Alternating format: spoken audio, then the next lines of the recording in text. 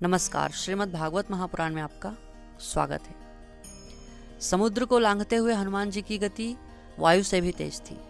उनका शरीर पर्वत समान विशाल और उनकी आंखों में केवल एक ही लक्ष्य था, सीता जी का पता लगाना और प्रभु श्री राम का कार्य पूर्ण करना। लेकिन इस रोमांचक यात्रा में एक और चुनौती उनकी प्रतीक्षा कर रही थी, राक्षसी सिंहिका। सिंहिका कोई साधारण राक्षसी नहीं थी। उसे वरदान प्राप्त था, वह किसी की भी परछाई पकड़कर उसे अपनी ओर खींच सकती थी।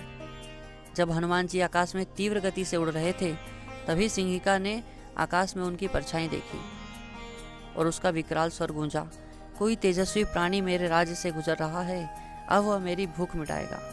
सिंहिका ने हनुमान जी की परछाई पकड़ ली। अचानक हनुमान जी की गति धीमी हो गई। वे नीचे की ओर खींचने लगे। हनुमान जी चकित थे कि यह हो क्या रहा है। उनके तेज उड़ते शरीर को कोई अदृश्य शक्ति रोक रही थी। उन्होंने ध्यान लगाया और तुरंत पहचान लिया, यह अवश्य ही कोई मायावी शक्ति है। जय श्री राम कहते हुए उन्होंने अपने शरीर को छोटा किया और सिंहिका के समीप पहुंच गए। जैसे ही सिंहिका ने हनुमान जी को निगलने का प्रयास किया, हनुमान जी ने अपनी शक्ति को एकत्र किया और उस राक्षसी के भीतर से ही उसका वध कर दिया। राम काज में विघ्न डालने वालों का यही परिणाम होता है। सिंहिका वहीं ढेर हो गई।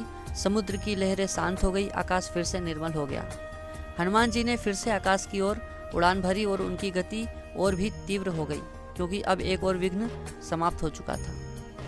हनुमान जी न केवल बलशाली हैं, बल्कि बुद्धि, साहस और भक्ति के भी प्रतीक हैं। सिंहिका जैसे विघ्न भी उन्हें रोक नहीं सकते, क्योंकि जब उद्देश्य प्रभु श्री राम की सेवा का हो, तब कोई भी शक्ति बाधा नहीं बन सकती। जय श्री राम, जय हनुमान।